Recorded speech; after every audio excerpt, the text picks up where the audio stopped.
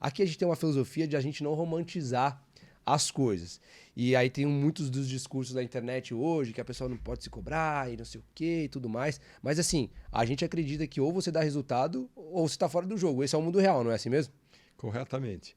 Lamentavelmente, muitas pessoas pensam que elas vão trabalhar, que elas vão cumprir funções e que elas simplesmente deixam o tempo passar, sem um foco no resultado, seja ela como empreendedora ou seja ela como um profissional. E eu acredito sinceramente que quando você alia a educação ao empreendedorismo e traz a fé para essa fórmula, o processo de transformação começa dentro do indivíduo. E não importa, novamente, se ele é um empreendedor ou se ele é um profissional liberal, um executivo. Então, essa visão de onde você deseja atingir, alcançar, qual que é o objetivo, a meta, é fundamental para que a pessoa possa utilizar o seu potencial. Porque muitas vezes a pessoa tem um potencial, tem uma capacidade, tem uma competência, tem uma vocação, mas ela até desconhece o potencial que ela tem dentro de si. Eu acho que Exatamente. você tem esse, digamos, objetivo e essa missão que é ajudar toda a tua audiência, toda a plateia, os brasileiros em geral, a desvendar, explorar o seu potencial e depois pôr em prática. E você sabe da onde que surgiu isso?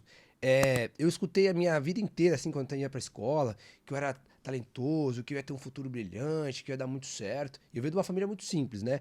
Então aquilo foi me gerando uma série de certezas.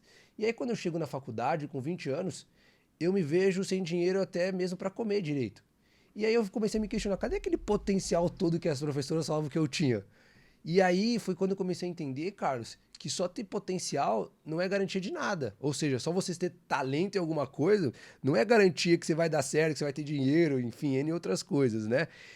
Quando eu quero te perguntar é o seguinte: o Carlos já desde pequeno já vi que tinha potencial para empreender, potencial para gerir grandes negócios.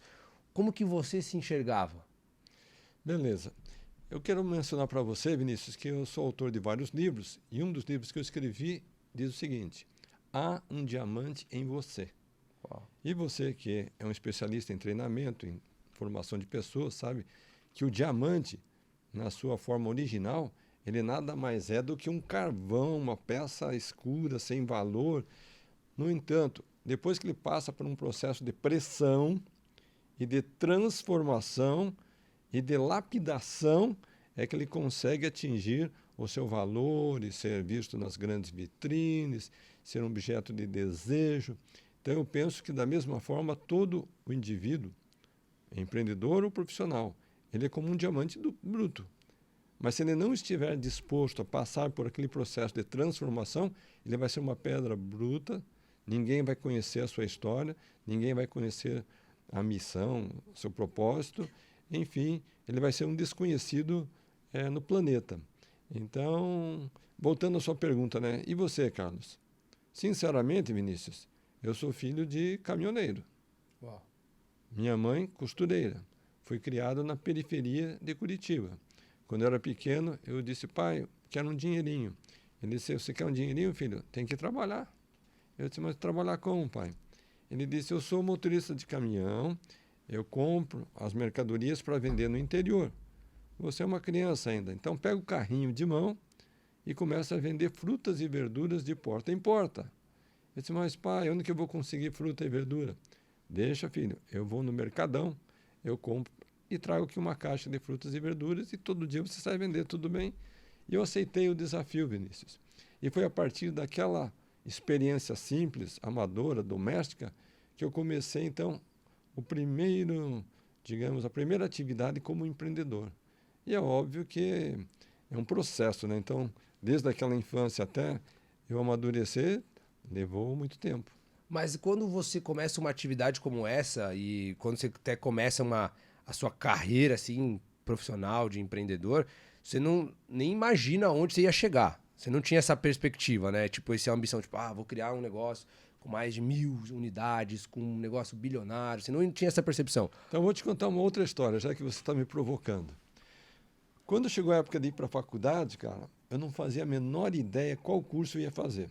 Sabe o sujeito que está perdido na vida, não sabe se vai para a direita, para a esquerda, se faz esse curso, aquele, eu não tinha, assim, Que eu acho que é a grande maioria dos jovens. nenhuma vocação. eu não tinha nenhuma inclinação. Daí eu fui me orientar, né? Daí me disseram o seguinte: se você está perdido e não sabe qual curso vai fazer, pegue e faça uma faculdade que pelo menos no final vai te garantir um emprego. Eu tenho que voltar que eu estava na década de 80. Tá. Naquela época, se você tivesse uma formação em computação, análise de sistemas, toda essa parte de tecnologia, você ia conseguir um bom emprego. Pensei, não entendo nada de computação, não entendo nada de análise de sistemas, mas eu quero um bom emprego. Então fui para os Estados Unidos e me submeti a toda a programação, currículo, projetos, e com muita disciplina, finalmente me formei. E aquilo que eles haviam me dito aconteceu.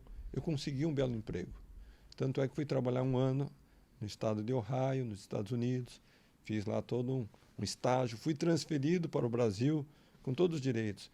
Casa pela empresa, carro, seguro, médico, plano de saúde, toda a estabilidade. Só tinha um probleminha, Vinícius. Eu não estava feliz. Uau.